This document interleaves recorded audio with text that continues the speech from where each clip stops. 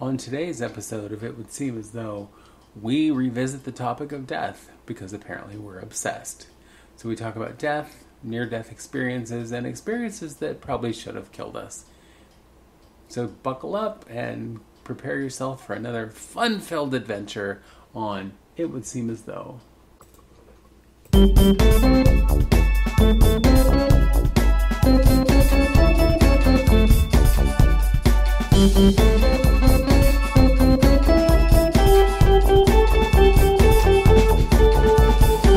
It would seem as though. Wouldn't it?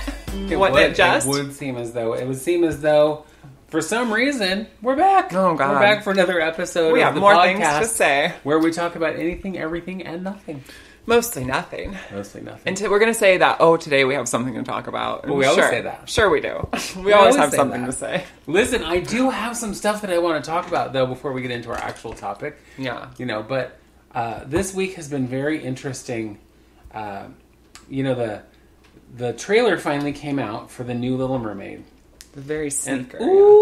White people are mad because the Little Mermaid is black. Now, they announced this 3 years ago. Mm-hmm. When they first started making, because being a live action movie that takes place under the sea, it takes a little bit of work, and then the pandemic hit, and blah, blah, blah. Right. Well, it's got the first trailer shown, and the white people are like, the Little Mermaid's white. She's not a black girl. And it's like, Little Mermaid is a fictional character. Yeah, I mean, she's not real. She's not real. And people are like, well, in the original book, I didn't know there was a big difference between white turning dead. It looks kind of the same. I think you're gray. So what was interesting to me is this whole uproar started when they first announced that Halle Bailey would be playing the little, not Halle Berry. She's a little old, she's a little long in the tooth. No, but listen, when people think that it's Halle Berry and they're all, a 60-year-old is playing a 16-year-old, like, that's their beef. I'm all, you dumb, first of all, but that's funny to me. That's your issue. So now it's not race, it's just ageism. Right.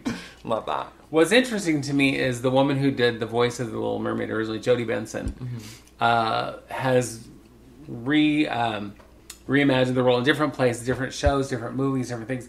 Jodie Benson is also about 60. Yeah. And she's still doing the voice of the Little Mermaid. Yep. She does voices of little children because she's a voice actress. That's her fucking job. Yeah. But, so, Halle Bailey, beautiful young lady, amazing voice. Yeah. Part of the singing group is a sister group called Halle and Chloe. If you don't know who she is, look her up because they're wonderful. She's beautiful. So after I heard all the uproar and whatnot, and I'm all, oh God, the white people, they're so stupid. I started watching things on TikTok where people are like, well, if white people can't play black characters, why can black people play white characters? Well, first of all, she's playing a fictional character. So, if they were probably wanting Viola Davis to play Jacqueline Kennedy Onassis, that would be weird. Yeah, sure. I mean, I bet she could kill it, though. Oh, yeah. But still, Sure. that would be odd. Or, they wanted Taraji P. Henson to play Marilyn Monroe. That'd be odd. But, I still think they could do it, but it would be odd. But nobody's asking for a black actress or actor to play a real-life human being that is white. Okay, but why are we all pressed about that shit anyway? Because literally white people play every other race all the fucking time. Well, and that's what you and I talked about before, is John Wayne playing Genghis Khan. And oh my God. all these white people playing indigenous people. Yeah. And blah. But now it's like, but white people are supposed to play everything. And a black person can't play a traditionally white role. You know what I mean? I feel like that is so... if that's not enough to get their little panties in a bunch, her father, King Triton, will be played by Javier Bardem. Oh my God. Oh, I know. So... a black mermaid, a Hispanic merman. Oh no! What will we do? These mer people. And turns out people are also pissy about the fact that some of the hobbits in the new what is it called? Return to the Ring. Buy me a new ring because my last one got thrown in the mountain. Girl, no. Lord of the Rings. Put a ring on it. Something of the... Who knows? You know what I mean? Because listen. There's not only this new Lord of the Rings show out, but there's the return of the Game of Thrones spinoff called House of the Dragon. Right. And they're not the same show. They're both like fantasy, whatever. Right. Medieval kind of fantasy. But they both involve, like, tall, thin, white people with, like, long blonde hair, because that's, like, the race, like, the elves. Elven. And then in Lord of the Rings, the Targaryens. And even if it doesn't, who cares? Girl, not even that, though. Okay, so technically, we're gonna get technical. In this show, they're not even... Here. Because this is, like... this and over it, and they're all... Well, we had been there since the day before. But it was... It's a long movie. Listen, and it was the part where, it was when they all meet in his room at the end, they're all laughing, and it's a montage. Literally, I'm weeping, because it's hysterical. Well, the montage was as long as a normal movie. Bitch, I was like, are we TikTok, girl? I'm 13, and I hate it. I don't want to be here anymore. But the show... I do remember you getting, like, just ridiculously... crying, laughing. But yeah, so the new show is set, like... an age before that. Right. So, like, a long-ass time before that. But people are really pressed because... Oh, sorry, what I was going to say was they're not technically hobbits. They're called Harfoots, right? Okay. In what's his name? Tolkien. Mm-hmm. He said that most of the Harfoots were brown. And so a lot of them are, but it's not like most of them. People are also incredibly pressed because they're elves. They're elves that are brown people. And they're like... Right, because elves, as we know, are all white. They all have to be white. And, like, ethereal, beautiful white. And, like... But that's it. But, so it's... I know. Oh, and like, but, like, dwarves. They're everyone that they featured so far in the show is a very mixed, racial... It's very diverse. Started watching the new live-action Pinocchio with Tom Hanks as Geppetto. Yeah. People gonna be pressed, too, because the blue fairy... Mm-hmm. Who, she white, oh no, is being played by Cynthia Erivo. Okay. Who, guess what? Not white. Not white? Not white, she black. Yeah. And it was like, I love it because, I love the diversity in casting. I love that it's like, okay, why can't the blue fairy? I mean, again, it's not a real character. I also just feel or not a real person. But listen... I know. Listen, Linda, if you think that's bad, Snow White, is also being remade. Yep. Okay. And Snow White is being played by a Latina. No. Yeah. How dare they? Rachel Zegler. And when I saw that, I was like, oh no, the white people are going to be mad again. Mm-hmm. They're going to... because the Evil Queen is being played by Gal Gadot. Who's also non-white. Who's also non-white and so breathtakingly gorgeous. Mm-hmm. I'm like, she can play anything. Honestly, she's tall and beautiful, and I feel like she's like an actual goddess, I'm pretty sure. She's so beautiful. Well, for me, and, there are just some women, some actresses, who I just look at and go, how is that humanly possible to be... It's not. Lupita Nyong'o. They're the Fae. Well, you cannot be real. These people who are too beautiful are not real people, okay? That's my guess. It makes me feel better. They're changelings. They're not here They're here to help humanity. Because I remember the first time I saw Lupita Nyong'o on the red carpet, I was all... She cannot be a real human being. Mm-mm. She's obviously from some other planet, some other race. Good CGI. Because humans should not be that beautiful. She's breathtaking. That's my feeling. But... I digress. So one more that's also probably going to have the geeks mad is the new Percy Jackson. So the new Percy Jackson already series, mad about it. Mm-hmm. Are they mad about it? Oh, girl, let me tell you. Wait, before you jump right the fuck in, right? I have read, obviously, because we both read. We read the whole series. The first series, and we'll be on the last book of the second series. Girl, I'm into it. Because here's the thing. If you like mythology, I'm going to tell you read Percy Jackson. And, like, it starts, obviously, with Greek and Roman mythology, but it spreads. There's other series that Rick Riordan has written, and they're all great. Anyway, yeah, I already was about it. When I saw who was cast as Percy Jackson and Annabeth Chase and Grover, I went to, like, Reddit in the message boards. You know what I mean? Yeah. And I said, beep, boop, boop, boop, boop. I said, what happening here? And people are mad, like, big mad. Well, Percy's a white kid. Uh-huh. But Annabeth, a black girl. Mm-hmm. Chiron is being played by Glenn Turman, who I love. I know Glenn Turman from Different World. That's where I first saw him. The TV series was a spin-off of The Cosbys. Mm-hmm. Leah Jeffries is playing Annabeth. Oh, yeah? And I don't know her from anything. She's a very young girl. She is, yeah. So I was like, yes. Yeah, fuck yes. it up. There's all these people in there that are non-white actors. Well, and what I love, too, playing characters that people are pissed off that obviously are being played by black people. Yeah, but here's the thing. If people are so mad about that, like, did they even read the books? Because... Rick Riordan, there's a lot of diversity in his books. And in the second series, even more so, But yeah, he has even come out and, like, has been, like, super pleased with what's happening and who's been cast and how the story's going and how it's being filmed. And still his fans are so mad about it. And I'm like, he is the one who created... His fans are... Oh, it's his fans who are mad about it? Well, it's not, I'm sure. I'm sure there are fans of his that are annoyed by it, you know? It's not just Well, people. I just wondered if it was people who had only seen the first movie, which, by the way, was terrible. Yeah. And we're like, oh my god, how can these people... You know, first of all, the first movie I hated. Yeah. I saw it after I read the whole series. And it isn't that, you know, it's like, it doesn't follow the book. It doesn't. But Percy Jackson in the first book is 12. 12. Yep. And in the first movie, he's like 17. Yes. And it's all sexy, and he has a sexy girlfriend, and it's like, no. Yeah. No, and they make her, kids. like, hardcore. Like, Yeah. such a hardcore, like, warrior. And I'm like, weird, wait. That's weird. Anyway. No. But yeah, if you like mythology, you should. Yeah. Or if you're interested at all, because it does break it down. I know they're, like, YA novels. But here's the thing. Everyone loves Harry Potter. I think that the Percy Jackson series is better. I think it's a better story. And I've read Harry Potter about 1 million times. Yes. You know what I mean? Yeah, same. I grew up with it. When I was young, I remember having it read to me by my grandma. And obsessed, right. And I do understand separating the art from the artist, but in retrospect, like, reading the novels now, it's not so much comforting to me. You know, I don't feel that, like, sense of, like, nostalgia. I feel more irritated. And then I realize it's, like, everyone fangirled over Twilight, too, and those books are written poorly as well. Oh, they're terrible. But that's I remember when they came out, and you were like, you've got to read these books. I just read the whole series in a weekend, and I'm like... I did, yeah. Why do I need to read them? Are they that good? You go, no, they're terrible. But they're so terrible, you have to read them. And so then I read them all, basically in a weekend, and I was all...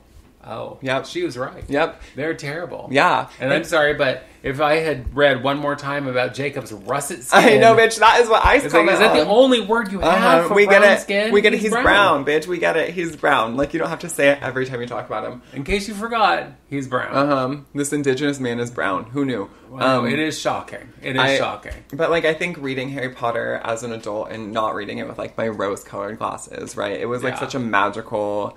I don't know. Well, I thought it was, like, so great. But, again, now reading it with, like, the more you know... Well, I think when you live in disappointing. a situation that is not nice or not fun, or like in our case, we live in Shitsville. Right. Having that fantasy is so important. Yep. Well, magical thinking is important to the development of children anyway. But that was just so... I mean, it was really crucial in your childhood. Yeah. You know, and I remember... you talking about it all the time as a kid, and I was like, oh, okay, yeah, maybe I'll read it someday. And then the first movie came out, and I went and saw the first movie, and I was like, oh, Jesus. okay. And so then I went and borrowed the first 3 books from you, and read all 3 of them, like, you know, couldn't put them down. Lickety split. And then waited for the 4th one to come out, and then from that point, as soon as they came out, I would read the series up to that point again. And then read the next one. Yeah. And so, I've read all the books several times, and I love them.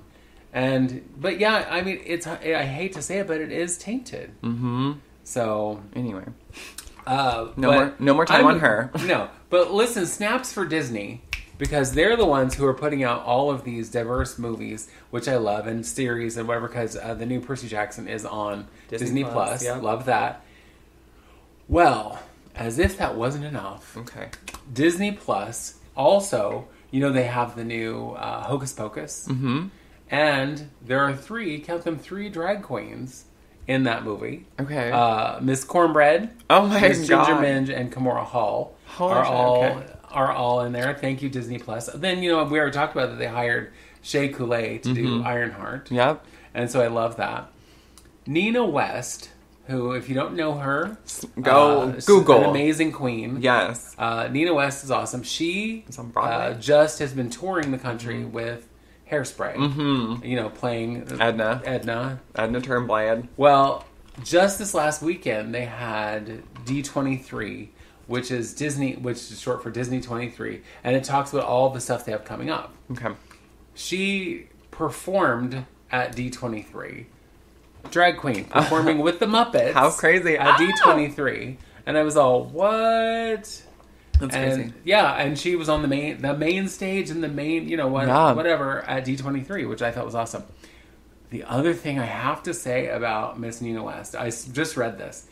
there's a biopic coming out about Weird Al Yankovic, which I had seen. I didn't realize that it was Harry Potter, Daniel Radcliffe playing Weird Al. What an odd concept to me, but whatever. Yeah, but then Nina is playing Divine in that movie. I can't wait. Oh my God. I can't wait. Because first of all, love Divine. Yes.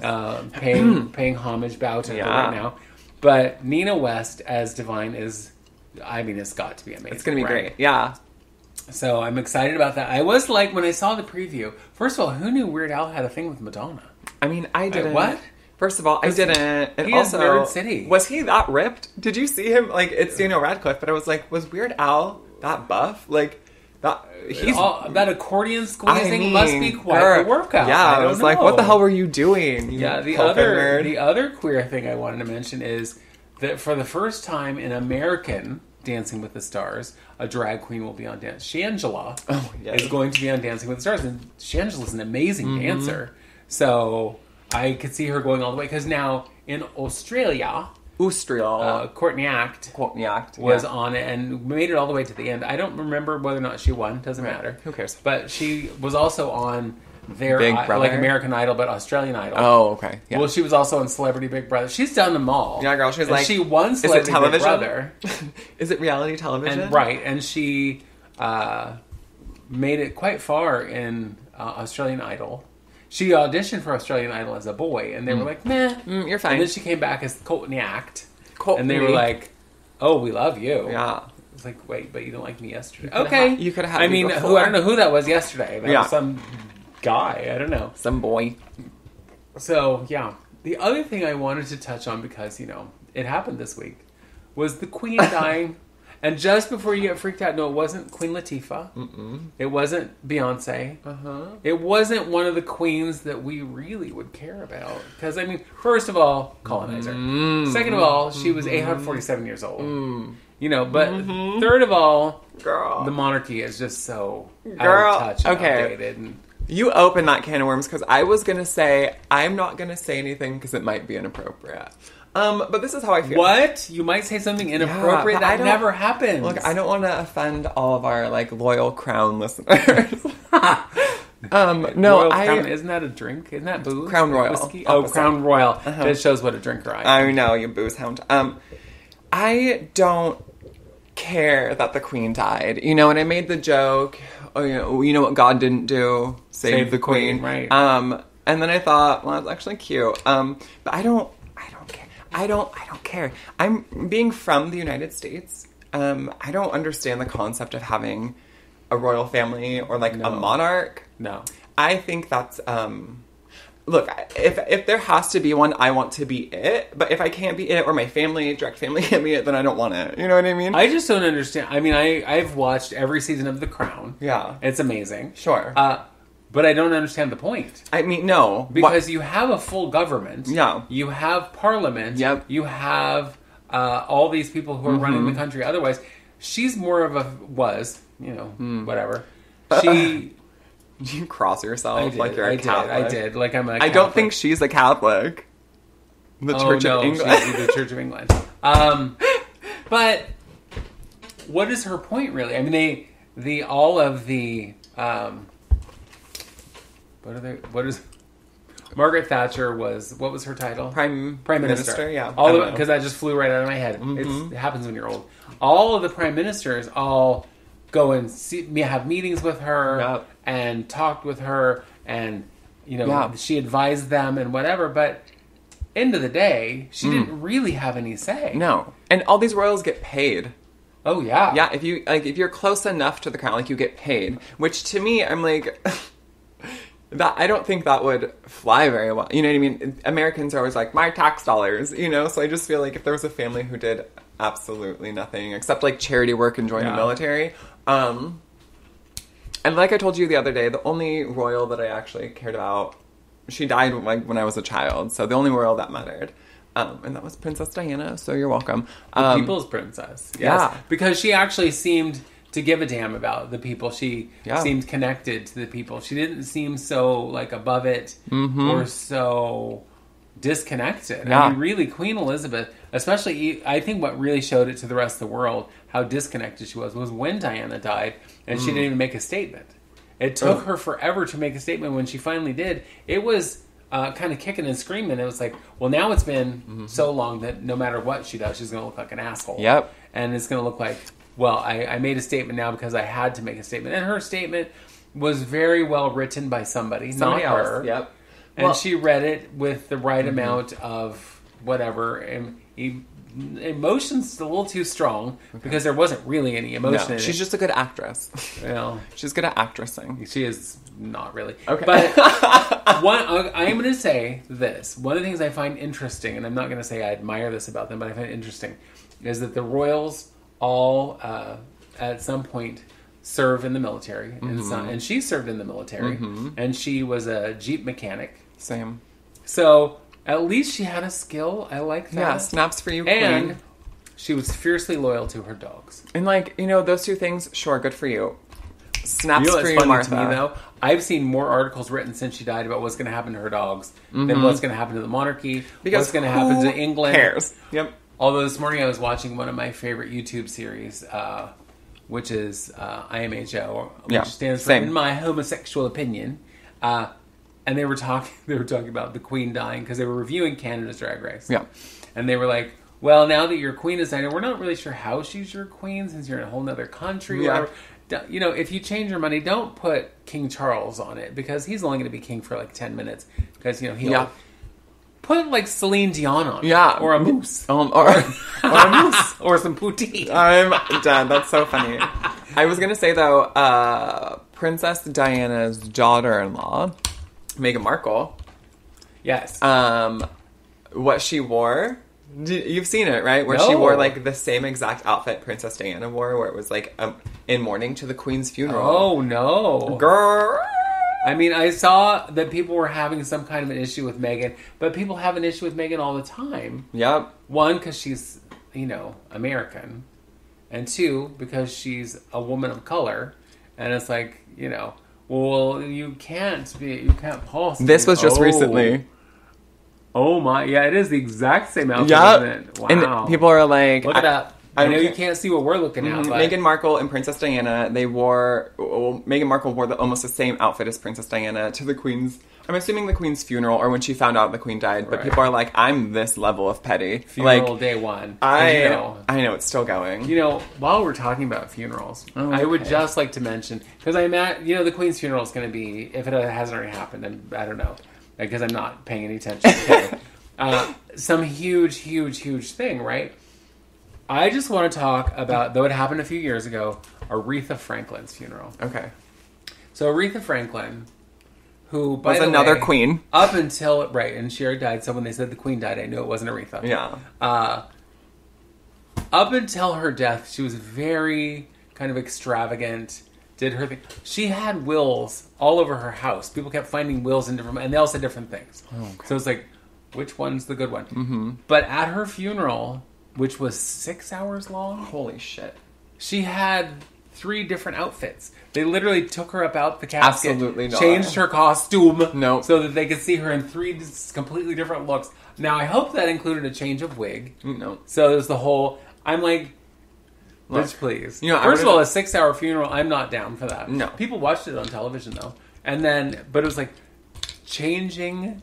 No. A costume change. Listen. This is not your concert. When it was her final, appearance, but... If you want your costume change, girl, I'm getting, like, paper doll kind of outfits and draping it over you and just, like, setting your coffin up for a minute. Bitch, I'm not changing you. You can do, the easy tearaway. Exactly. Yeah. Like, just, costumes for the... Just build them up. Yeah. And they'll be like, oh, she was eating. And a reveal, bitch. You need a good reveal. Bam! Yes. People be like... What just happened? Did she just rip her clothes off? Right, I know. Okay, wait, there's one more thing I need to mention, and there is a local Portland girl who is a trans girl named Jayla Rose. Oh, I know Jayla. Jayla was on the Lizzo show on Netflix. They just won an Emmy. The show won an Emmy. The show does that mean all the girls get an Emmy? Yes, bitch. So Jayla has an Emmy. Kudos, Jayla. Yes, I've worked with Jayla. Yeah, Portland, repping. Yeah. She's a woman of color. Right? Is she? I don't know. Okay, we're gonna pause on that, but she's a trans woman, and she made it, and she works with Lizzo. Like, snaps for you, girl. Like, we'll get that Emmy, you know? Yay, J-Lo. Now let's take a break. All right, let's Okay, bye. Bye.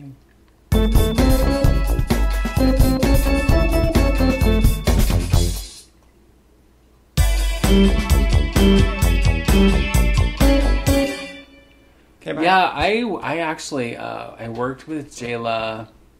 She was choreographing for my good friend Vivica, Vivica Valentine, who I adore, when she ran for Empress, and that's how. I mean, I had met her before Jayla, but I had never actually worked with her as a choreographer. I was just one of the. By the way, I was one of the peons in the back trying to learn choreography, and yeah.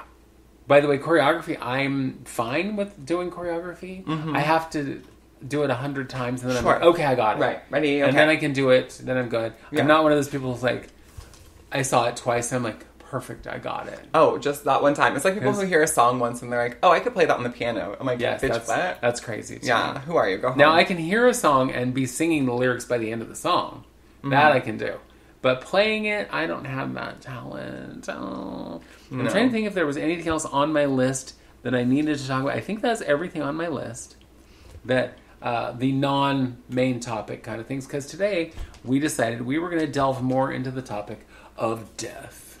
And kind of, I know that we kind of left it, when we talked to each other, left it kind of vague. Yeah. That we were going to talk about, like, near-death experiences. Yeah, but, like, I think our experiences with death, I know that we've touched on it, I know it's kind of morbid, but, like, listen, last time... It's real life. Yeah, but the last time we talked about death, it was from a very professional, scientific perspective. Yes. And that's really great. I'm glad to know what happens after my soul leaves this meat sack, you know? That sounds really cute to me. But... what I don't... Well, your soul leaving a meat sack sounds like your last marriage. I'm just saying. Tell me I'm wrong. And I'm leaving. Tell me I'm wrong. You're wrong. No, but I wanted to talk about, we both have experienced death in many forms throughout our short lives. So I just thought it'd be interesting. They're great. And I was... one of my besties, my best friend forever, Sebastian...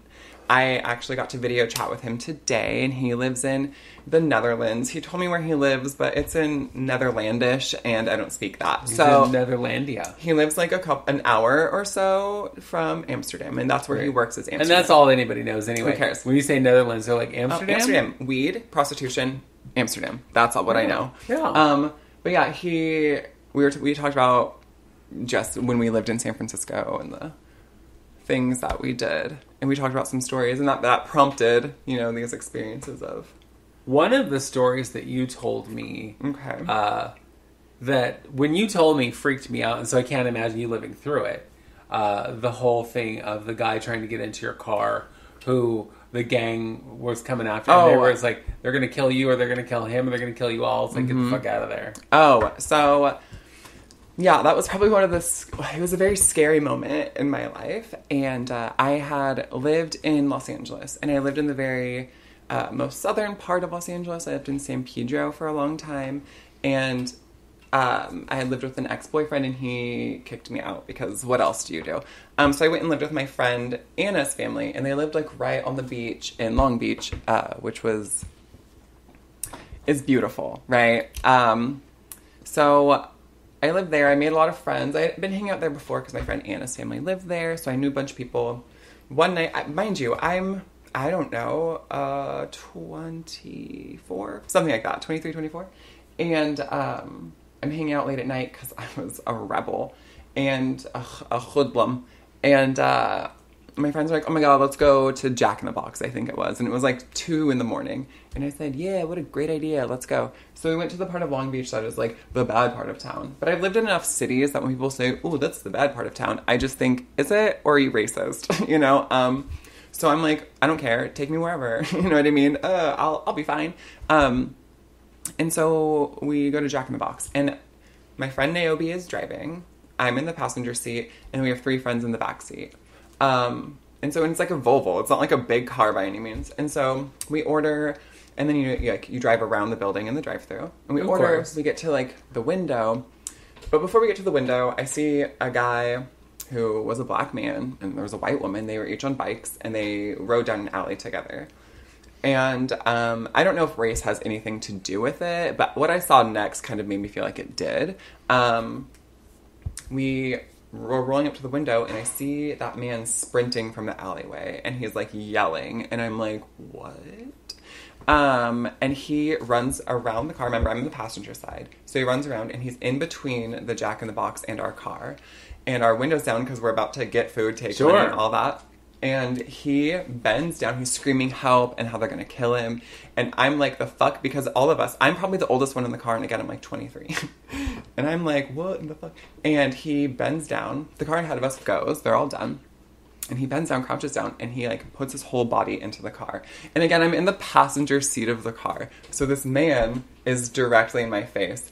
And he, like, grabs my wrists because he's freaking out and he's panicking. And I'm then panicking. There's some giant man in the car face to face with me telling me how they're going to kill him. And what the fuck do you do? Right. My friend Nick was in the back seat in the middle, and his leg was up, like, ready to strike. You know, he's about to kick the bitch to the windshield. Ooh, he's going to Cobra Kai him right there. Girl, and so I start to, like, push because there's a man, right? And I don't know what to do, and I'm panicking. And so then I tell Naomi to drive, and she, like, hits the gas, and the man kind of, like, rolls away from the car. He wasn't injured, but as we're driving away, we're looking back because, holy shit, and we're going kind of slow, and a bunch of SUVs roll up, like, all blacked out SUVs.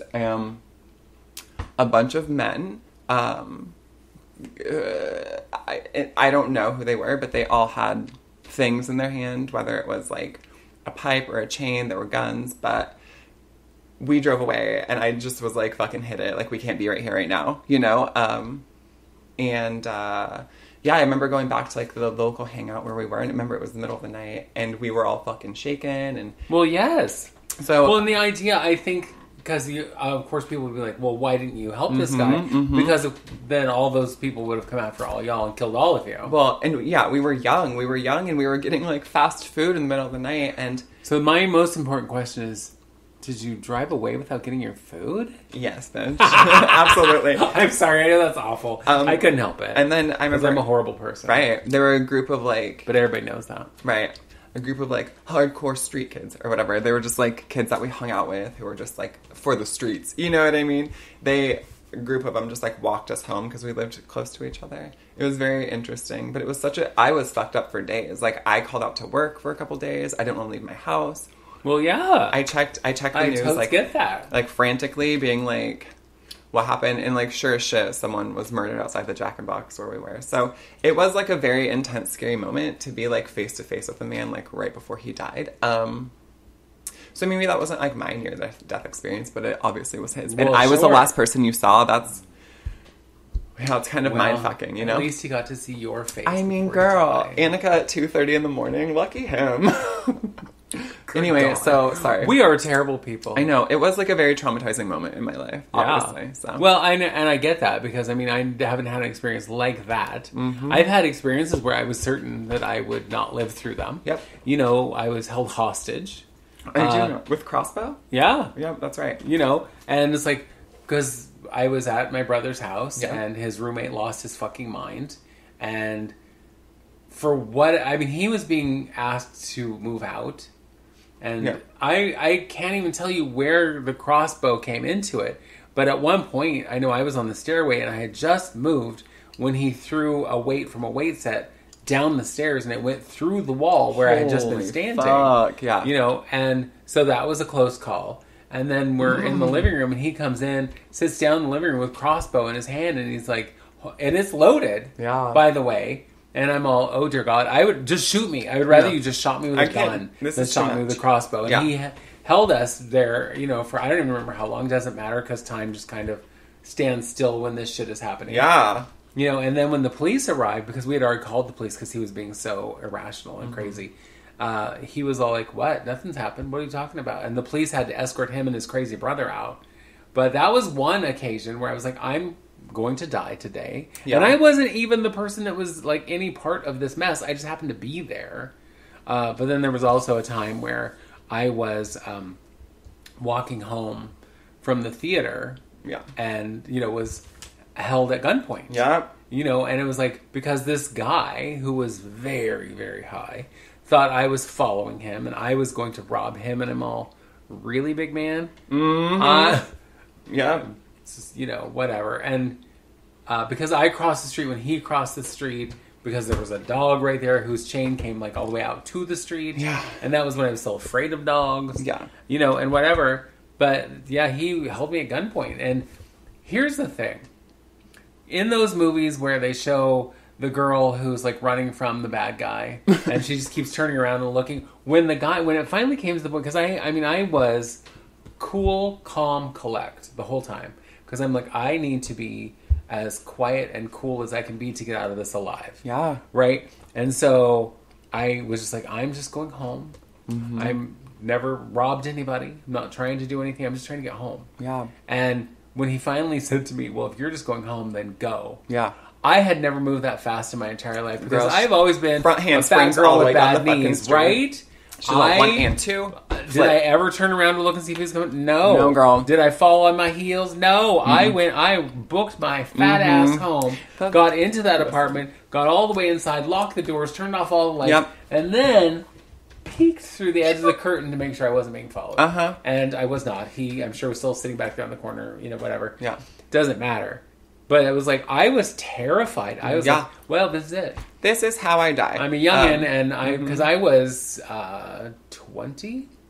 I think I was 20. Yeah. Girl, I know, and that's, I know, every time in a horror movie when they're like running with heels on, topless or whatever, I'm like, fine, be topless, bitch, but kick them shoes off. Like, why are you running in heels? You can Which, by the way, sprint. is so hilarious to me about Jurassic World, that she's running through the park in heels, running away from dinosaurs. Really? I'm like, yes, ma'am, do your thing. Put on Miss some ma'am, Tim's. do your thing, Miss Girl. Yeah, that's a little nuts to me. Have a smart change of shoes handy. Yep, maybe try that. Okay, so the story that Sebastian and I were talking about today. I lived in San Francisco. Sebastian and I lived in the same dorm building. Mm-hmm. You remember that? That's where we met Sebastian. And when you moved me in. But yeah, he lived on like the first or the second floor, and I lived on like the fifth floor, something, whatever. And Sebastian, we are good friends at this point. Because if you know anything about me, I was like, I saw Sebastian and was like, who is that godlike figure at 7'3" and played basketball and had like piercing blue eyes? And I was like, what? But then it didn't really work out because Sebastian's a homosexual. So what? Did you just out him on our show? Sorry, Sebastian. I thought literally everybody knew. But I remember him coming out to me, and I remember it was a big. Like Sebastian and I are very close. Now he's just like family. Like everyone knows who he is. Big party. Yeah, big party. But I've known him forever. 14 years. Just so you're not confused, that's what my children have called him since they were babies. And he is a big party. But so we went to this party, and mind you, I was 19, maybe that age. And we went to this party, and it was with grad students, and it was just me and Sebastian. And he had all these friends because, well, he's 7'3" and beautiful. So everyone was like, I'll be your friend. And so he brought me with him, and I was all, perfect. Older people. Well, it wasn't perfect. And I knew a lot of people there. It was good times until it wasn't good times. And mind you, I lived in San Francisco. I was underage, and it was San Francisco, so I drank a lot, right? I partied. Woo woo! Everyone bought me alcohol. Good times. I could get into bars because I was 6'1". Okay. Yeah. But I was at this house. There's this kid. I'm not going to say his name, even though I hate his guts. But he was like, his name is Bob. Everybody is Bob. So Bob was like, oh hey, do you want a drink? And I said sure. He's like, do you want a martini? And I said sure. It was alcohol. Give it to me.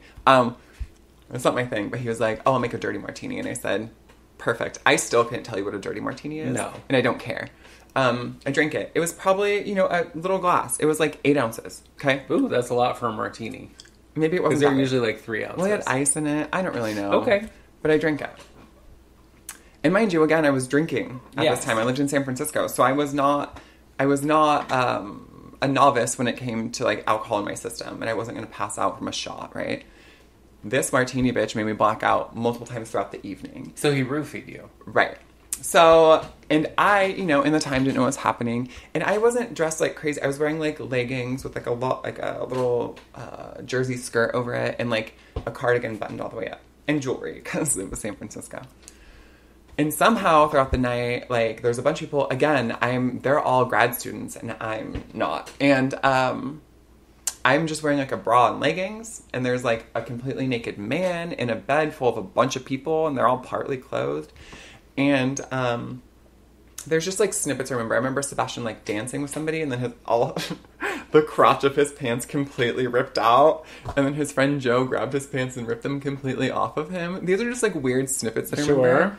But I remember just like people talking to me, and like then being in another room and then being very confused. And Sebastian, and then I remember the last thing I remember before I got back to my house or the dorm was being carried down hills of San Francisco and at night, at like 9 o'clock, 10 o'clock at night, because it was early, and I'm like partially clothed, and Sebastian has taken his pants that are completely ripped and like diapered himself in. So he looked like a giant Cupid and wearing a shirt and a diaper, and they were like red corduroy pants, so it looks crazy. And again, I'm whatever, bra and leggings with like a pile of clothing on top of me. It's like he's the Mother Mary and I'm Jesus. And so he takes me back to my my dorm room, and like puts me in bed and says, "Don't leave." And I said, "I won't leave." And I don't remember leaving, but I left again. And I went and sat outside on the bench and talked to like some person that we all knew, whatever, some other student. And Sebastian's window was literally right above me, and he was all, "What the fuck are you doing?" And I said, "What? I'm just out here." And I had like a complete lit cigarette in my hand and talking to this person who I probably didn't know that well, but I was completely fucked up. And there were parts of the night where I was like, is this hell? You know, because like things moved That's weird. That's terrifying. People were in my face that I couldn't recognize. Their face moved awkward. I mean, it's weird. I don't know exactly what's in a drug that you roofie someone with. Right. I don't either. But it makes your brain do cuckoo things, you know? I mean, a lot of people when they're roofied don't remember anything. Yeah. And it's just blackout city. So I think maybe, I don't know. Sebastian and I still talked about it, and I was definitely roofied, but like, I don't know, was it not enough? Did you not give me enough because I'm a big bitch? Like, I don't know. But if Sebastian had not... So you were not properly dosed for your size. Exactly. If Sebastian had not been there, I think about like what kind of horrible night that could have been. But yeah, so that was a night where I thought, in retrospect, something could have happened. Because a bunch of people I don't know in a part of town I didn't know. Yes. Drugged. Yeah, good times. Yeah. Let's take a break.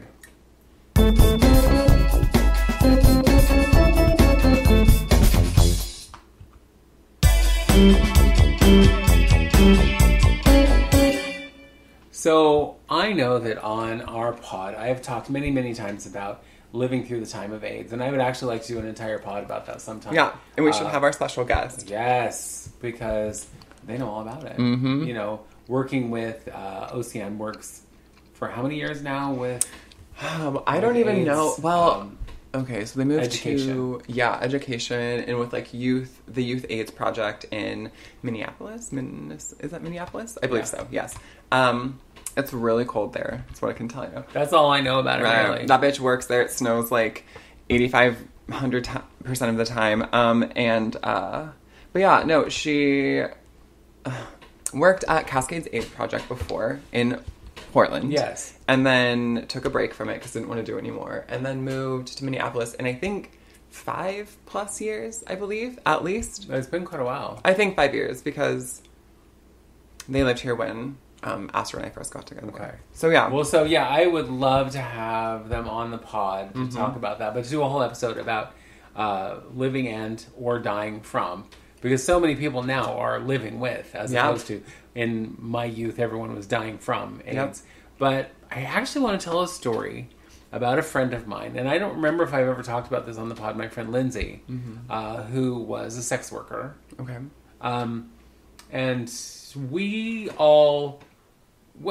Listen, on a normal night, we would go out, we would do a show, maybe more than one, depending on what was happening. And then everybody would end up at the Silverado, which is how I got the nickname of being called the End Up. Because sooner or later, you're going to end up there. Right, okay. You know, or I thought it was another reason, but it turns out... You're inappropriate. I know, but it turns out because everybody ended up there. So one night, Lindsay and my other friend Farah... they had done their shows, and she, I think at this point, worked at Darcel's, and she had gone to the Silverado, and they parted ways outside on a bus bench.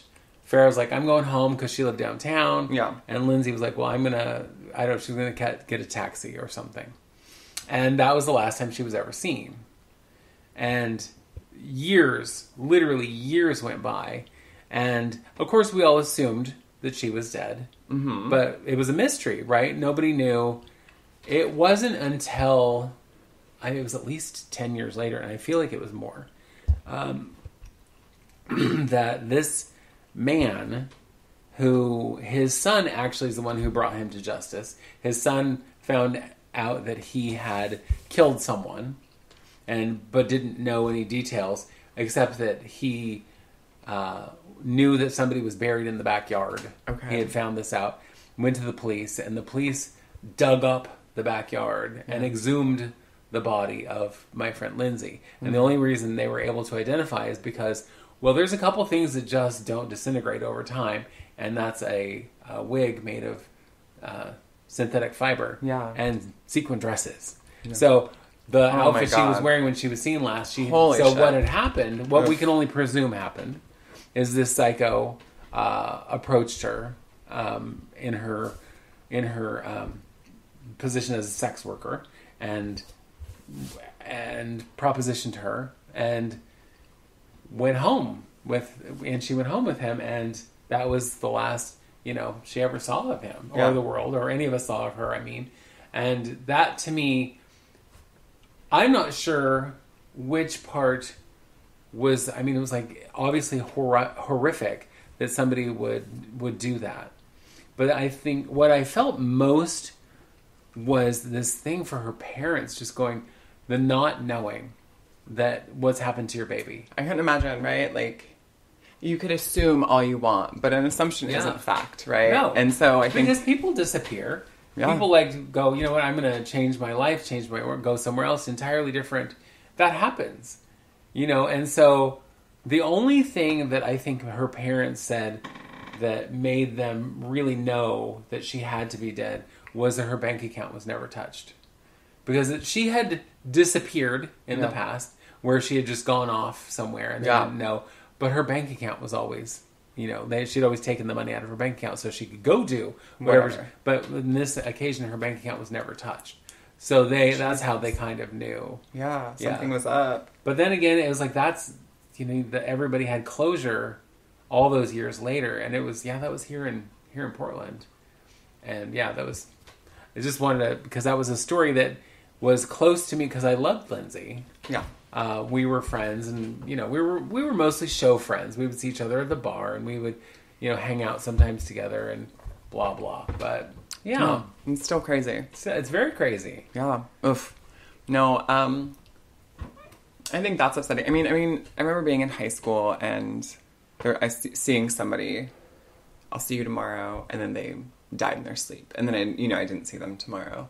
It was this kid named Drew, and we went to high school together, and I'd known him for a long time, and he died of meningococcal disease in his sleep. Oh, I remember that. Yeah. I remember going to his funeral, and it was the first Mormon funeral I ever went to, and it was very interesting because I have a lot of Mormon friends. There were quite a few Mormons who lived in McMinnville, and I still have Mormon friends now. Sebastian was raised Mormon, and my good friend Sarah was Mormon. Anyway, but it was interesting because people didn't clap. People tell a story or laugh or whatever in this church, but you could tell who was Mormon because everyone was silent with their hands in their lap. It was very interesting, but everyone who was non-Mormon was like, "Oh, Drew," Yeah, it was very interesting. But I think my other story, I don't know if it feels like near death, but it feels like it was a scary moment. It has to do with Heather Rachel, who, is... Hey, Heather Rachel. Hey, girl, hey, who is a staple on our show and listens to our show regularly. So Rachel and I lived in San Pedro, which is the most southern part of Los Angeles, and we both worked at Starbucks. And we worked at Starbucks with, a diverse crew of people. Mm-hmm. Rachel ended up dating, I'll use that word, this kid, and he was Mexican. And it's not really relevant, but I went to a Cinco de Mayo party with Rachel. It's me and Rachel, so the two palest, white girls show up to a Cinco de Mayo party. And again, people said, like, the wrong part of town, right? Again, I'm like, it's not. You're just racist. But we were the only 2 girls, and it was it was fine initially, and then it didn't feel so fine for a while. Because people were drinking, people were doing, at that time, I guess, illegal stuff. People were smoking weed, right? Probably other things, but I was not privy to it. But we were the only 2 women in the entire house, and it was just a little unsettling at some point because people started to get more and more inebriated, and you know, just a little their brain wasn't working correctly because drugs and alcohol. And I smoked cigarettes at that time, and one of the guys was like, yeah, you can smoke in the bathroom, just turn the fan on, open the window, whatever. So I was like making Rachel hit it with me because, again, I was inebriated too, and it was like, this is fun, smoke, you don't smoke, LOL. And she thought it was a good time too, but she got really, really fucked up from it. Obviously, because if you've ever smoked a cigarette and you don't smoke, it makes you feel lightheaded and kind of nauseous. But she had already, you know, done other things, and so she was, like, she was, like, laying on the ground. She's like, I just need to, like, lie down. And I'm like, okay. Well, her boyfriend, the guy she was dating, was one of the people who lived there. So I thought, this is fine. She'll be fine. She'll be fine. And so I'm like, but I can't. Now I'm the only conscious one. Like, this is not good times for me. No. And so I said, hey, friends, anyone out there, come get me, you know? Because I did have a boyfriend at the time, but he was a worthless piece of shit. And he was like, no, I can't. Which he absolutely could have, and it wasn't that far. Anyway, so who comes to get me but my 2 effeminate homosexual friends? And again, there's just a bunch of, like, machismo men around me. And I'm like, we're gonna die here. And I'm like, okay, well, I'm gonna go meet them outside. And all these dudes stop, and they're like, you can't leave her here. And I said, excuse me, why not? Like, that's her boyfriend's over there, you know what I mean? Like, why? And they're like, well, we can't be liable for what happens to her. And I said, excuse me? What the fuck is gonna happen to her? And then I said, all right, bitch. So I'm, like, standing over Rachel, like, nudging her ribs with my feet and, like, slapping her face. Like, wake up, bitch. Like, clearly you're not safe here. Like, we gotta go. And then my 2 friends showed up. And that was also a tense situation. 2 effeminate homosexual boys show up to a very machismo Cinco de Mayo party. And we all got in the car. It was A-okay. But it was a moment where I was like, Annika. Well, because at the very least, it sounds like date rape would have happened. Yeah. And I was like, okay, how are you going to have to fight a bunch of dudes off while standing over Rachel? Like, it was a moment. But listen, look, as Tatiana would say, choices. You know? I did. I know. I made them. And those are some kind of scary choices. And you wouldn't think going to a party... Right. But those are choices you would have to make. Yeah, you know, and I say this often, I used to do things, whatever decision I made, whoever I decided to go on a date with or travel to or whatever, I used to do things strictly for, like, the story. You know, I used to say, like, oh, I did that for the story, or, like, I went to this event for that. Because now I have, like, a whole bag full of diverse stories that are sometimes scary, but, like... I lived. Fortunately, y'all. Well, so, right, as my sister Linda would say, but did you die? But did you die? I didn't. You didn't. You lived. You were stupid. You made some crazy choices, but you lived. And, you know, and that's the thing. What was I going to do? Were you afraid of life? No, bitch, I was going to be all, let's try this. Fuck, God, do this. Let's fight it out. And I was... Well, yeah, I think in that situation, what else are you going to do? I mean... You know, and, you know, the funny thing, I know that you're not a fighter. I know I'm certainly not a fighter. But in that situation, girl, you suddenly become one. Again, I've lived in some areas where people aren't always the best. You know what I mean? Or people say are, like, rough. I've been in my fair share of scuffles. I mean, I wouldn't say that I'm a fighter. But, like, if it came down to it, I would do what I had to do. Yeah. And I don't... Here's the thing. People are always like, oh, I don't fight fair. I don't come here to fight fair. You know what I mean? People are what does that even mean? I know. Fight fair, bitch. This isn't like WWE. This isn't like MMA. I'm here to, like, win. What? I'm here to not die. Like, fight fair. Fight fair. That to me is like... Because, you know, when you hear about the rules of war. Mm-hmm. What? It's war. Right. How can there be rules? And I'm sorry, but if the fight is me fighting you to... save my life. Oh yeah, it's not going to be a fair or clean. I'm going to do whatever I can do because I'm not terribly strong and I'm not fast. Well, but I know where I can hurt you. But there are things obviously that they have ruled as, like, against the Geneva Convention, where it's like you can't use like toxic inhalant on your population. Right. You can't Or shoot what? your people. But you know what I mean? Yes, Like, I do know. And people but do at it- the same time, I'm like, or what? You'll go to war with them? But here's the thing. Police officers also use some of the tactics that are Yes. technically outlawed against the Geneva Convention. So, welcome to America. Yeah. Anyway. Yeah. How far are we into this? We only have a few Ooh. minutes left because, girl, we, as usual, have talked our little faces off about, just random stuff that almost sounded like the topic. And we were skirting around the topic. And there was some death in the topic. Yeah. One of the things I was going to talk about is I wanted to just mention, because the very first time I ever saw a dead body, because we were talking about death and whatever, it was at my friend's. I was going to my friend's house up in Northwest Portland, up in what we used to call the Swiss Alps, Vaseline Flats. Yeah. Anyway, I was going to his house, and he lived in an apartment in this old building, and as I got to his apartment, I'm all, that homeless guy is gray. Yeah. Humans probably shouldn't be gray. Mermaids, perhaps. Yeah. Humans, Nar. no. Gray is not good. Gray's not a good color anyway, but especially not for skin. Like, ideally, I wish my healthy skin was gray, because how beautiful. But I know it can never happen. But I remember going into my friend's house, and I was like, there's a dead guy on the sidewalk right here out in front of your house. Because he lived in a basement apartment, so his windows were like right at the sidewalk level. Yeah. And I was like, right there, the guy laying right there outside your window, dead. And he goes, I know. And I was like, what you mean what you know? What you mean you know? He goes, well, I already called. Someone's going to be here, but since he's dead, it's not an emergency. They're not going to like run here over. I was like, but there's a dead guy on the streets. Mm-hmm. That's crazy. They're like, just stand over him and guard him. Right.